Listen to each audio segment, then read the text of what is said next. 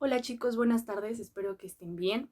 Espero que estén tomando las precauciones y medidas sanitarias necesarias para que estén a salvo, que estén en sus casas. Yo creo que esto es tan raro para mí como para ustedes porque pues no estoy acostumbrada a hacer este tipo de videos. Pero pues hay que adaptarse. Sabemos que estamos atravesando por unas circunstancias complicadas y pues tenemos que buscar la manera de seguir adelante. Como les comentaba a algunos ayer, opté por este tipo de clase, por hacerlo de este modo, porque pues me han comentado compañeros que por circunstancias personales, asuntos personales o simplemente problemas de internet se les está dificultando conectarse en tiempo real para tomar las clases. Y la verdad es que más allá de la transmisión en vivo, más allá de tomar asistencia, más allá de revisar quién está conectado y quién no, me interesa que no se atrasen. Y tal vez es más fácil para ustedes consultar la clase cuando les sea posible, ¿no? Cuando tengan tiempo, cuando tengan buena señal de internet, etcétera. Entonces, pues vamos a experimentar de este modo, vamos a ver qué tal nos resulta, qué tan fácil o qué tan práctico es tanto para ustedes como para mí, hacerlo de esta forma. Pues vamos a ver reglas de composición fotográfica. No sé si recuerdan la última clase antes de esto que está pasando. Vimos unas de forma muy rápida, muy breve, para que pudieran resolver una tarea que tenían. Entonces, lo que vamos a hacer esta vez es profundizar un poquito más en estas reglas, que son 17 y son las básicas. Por medio de la composición determinamos cuál es nuestro objeto principal a fotografiar, así como elementos secundarios, complementarios, y entran en juego otras cosas que hemos visto, que ya más o menos conocemos, como son el tono, las luces, las sombras, los ángulos, los colores. Entonces, todo este tipo de cosas tenemos que organizarlas previamente en nuestra cabeza antes de hacer el clic, ¿no? Puede parecer complicado porque es como mucha información que hay que tener en cuenta antes de hacer una fotografía, pero para eso existen precisamente estas reglas y estas leyes. La primera que vamos a ver es la regla de los tercios. Ya la conocemos, ya la vimos en clase, pero bueno, no está de más repasarla. Como saben, tenemos nuestro encuadre dividido en 3 tercios verticales y 3 tercios horizontales. Hay que tener en cuenta que los puntos de intersección son nuestros puntos de interés en nuestra imagen. Si situamos el elemento principal en una línea o punto de interés, la mirada irá más fácilmente hacia lo que queremos mostrar. La regla número 2 es la perspectiva. Se trata sencillamente de darle profundidad a nuestras imágenes. Una perspectiva bien ejecutada nos da una sensación tridimensional en nuestras imágenes. La perspectiva en la fotografía da la idea de profundidad. Contamos con elementos como la disminución del tamaño de los objetos y el ángulo de las líneas. Crea una sensación tridimensional, crea una sensación de profundidad y crea una sensación de distancia. Y todos esos elementos generan interés en la persona que está viendo la imagen. Después tenemos el ángulo de toma. De este ya tenían un apunte. Recuerden que tenemos nuestros ángulos cenital, picado, frontal, contrapicado y nadir. Por ejemplo, tenemos un niño. Los niños son pequeños. Si haces la foto del niño de manera frontal, vas a tener mucha más sensación de estar en el mundo del niño, en cómo el niño ve las cosas, en la visión de tu personaje. Si yo tomo al niño en un ángulo picado, ¿qué vamos a hacer? Lo vamos a disminuir, le vamos a dar una sensación de que es pequeño, vamos a dar una sensación de que es vulnerable. Si yo tomo la foto contrapicada, lo voy a enaltecer. Después tenemos la regla de dirección y movimiento. Si hay algo que se mueve, debe tener una dirección y un espacio a donde moverse. Eso a nuestro cerebro le da automáticamente una sensación de movimiento. No bloquear el movimiento, no bloquear la dirección es muy importante. La quinta es nuestra línea de horizonte. Esa también ya la habíamos visto, pero vamos a recordarla, vamos a retomarla. Tenemos nuestros puntos de interés, tenemos nuestros tercios divididos en vertical y en horizontal. Es la ley de la que hablábamos, que tenemos que tener, por ejemplo, más suelo que cielo o más cielo que suelo, ocupando 2 tercios de cielo y 1 de suelo o viceversa. ¿Por qué? Estas líneas de horizonte le dan más protagonismo al cielo o a la tierra, dependiendo de qué es lo que queremos fotografiar y qué es lo que queremos transmitir. Hay que tener en cuenta que variando la ubicación de la línea del horizonte puede cambiar el mensaje del paisaje. Después tenemos las líneas curvas. Una línea curva siempre va a dar como más suavidad y más fluidez que una línea recta. Saber utilizar las líneas curvas te permite llevar la mirada de tu espectador hacia el motivo que quieras de una forma natural, de una forma sutil.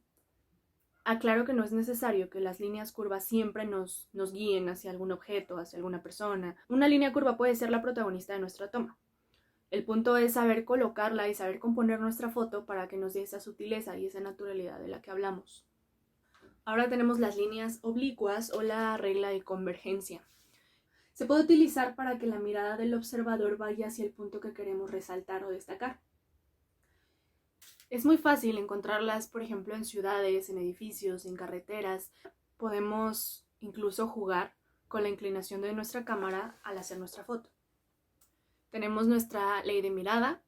Con esta voy a ser más breve porque ya la conocemos y ya la hemos trabajado en la clase, pero es precisamente que si la persona está mirando hacia acá, no cortarle. O sea, darle espacio para que haya una sensación de dirección y para que la fotografía se vea armónica y equilibrada. De alguna manera se genera una línea imaginaria que crea nuestra mente con base a la mirada de las personas que están en la fotografía. Después tenemos una ley que se llama enmarcado o marco natural. Está bien de las dos maneras.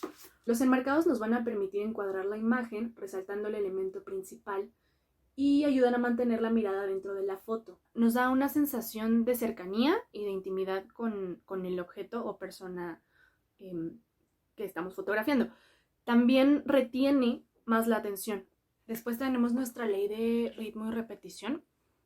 Si nosotros sabemos utilizar de forma correcta la repetición de elementos o formas, vamos a lograr crear un ritmo armónico en la fotografía. Vamos a dar una sensación de fluidez, de orden y cierta estructura. Este tipo de repetición no habla necesariamente de que un elemento sea el mismo varias veces. Podemos encontrar repetición en elementos similares. Si ejecutamos de forma correcta la repetición y el ritmo, podemos lograr una sensación de unidad. La número 11 es grupos de 3. Existe un factor de belleza asociado a los números impares que atrae al cerebro humano.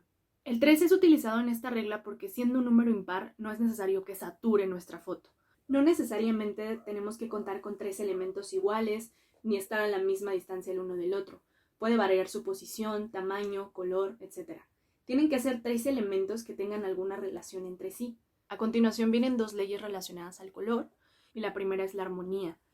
Es muy importante saber utilizar los colores de nuestro círculo cromático. Hay que tener en cuenta que los colores, ya sean por sí solos o combinados con otros, nos van a dar siempre sensaciones diferentes, pueden hacer referencia a emociones, entonces tenemos que ser muy cuidadosos con qué queremos expresar para poder recurrir al color como elemento que complemente nuestra idea o nuestro concepto a desarrollar. Utilizar los colores contiguos del círculo cromático aporta sensación de armonía a la imagen. Después tenemos nuestra ley de contraste. En nuestra ley anterior hablábamos de colores contiguos en el círculo cromático. Aquí vamos a hablar de colores complementarios. Si nosotros utilizamos los colores opuestos en el círculo cromático, vamos a crear una sensación de contraste. Después tenemos el equilibrio visual. ¿Cómo se va a lograr el equilibrio visual? Combinando armónicamente todos los elementos de nuestra imagen. Es importante tener en cuenta todos los elementos que intervienen en la composición, ya sea el color, la forma, el tamaño, situación en el encuadre, texturas, dirección de los elementos e interrelación de los mismos. Hay que tener en cuenta cómo nuestros elementos en la foto pueden afectarse los unos a los otros para poder ajustar y lograr un buen equilibrio entre ellos. El número 15 es el punto de contrapeso. Hay algo que se llama peso visual y es la fuerza con la que nuestro elemento principal atrae la atención. Nosotros podemos tener, por ejemplo, 3 elementos en nuestra imagen, pero darle protagonismo a uno. Y el peso visual que nosotros le demos es qué tanto va a atraer la atención del espectador. Aquí tengo mi elemento y está vacío aquí atrás, ¿no? Complementemos con otros elementos al fondo, a lo mejor desenfocados, a diferentes distancias, sin quitarle el protagonismo a mi elemento principal. Tenemos la simetría. Y bueno, la simetría es muy sencilla, yo creo que ya la conocemos. Se habla de que si dividimos la imagen por la mitad vamos a tener dos partes iguales. La composición simétrica es simple, pero aún siendo simple va a denotar formalidad y va a denotar orden. Por otro lado, la asimetría no nos va a dar dos partes iguales si dividimos nuestra imagen por la mitad. Sin embargo, sí nos va a dar un equilibrio visual. Una composición asimétrica me va a denotar tensión, alegría, movimiento, entre otras muchas cosas. La asimetría es mucho más dinámica que la simetría, pero no porque sea más dinámica va a tener menos armonía. Pues estas son las 17 leyes de composición básicas que tenemos que comenzar a trabajar. Y bueno, cuando hayan llegado hasta este punto, espero que hayan puesto atención, espero que hayan tomado nota, que tengan apuntes, porque como les dije, con base a este video voy a dejar una actividad.